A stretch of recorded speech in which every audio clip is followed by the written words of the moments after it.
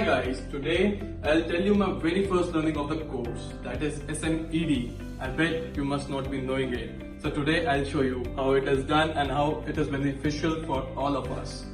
So my industry is all about steel manufacturing and basically I use bundle of coils.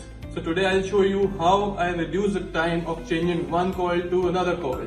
So here you can see the changeover time from 25 minutes just is reduced to 7 minutes. The number of jobs done, the number of jobs means the number of coils that are replaced from 10 to 13 in a single day. 3 coils make a lot of difference. And the revenue which I generated was before 1,50,000 to approximately 2 lakhs per day.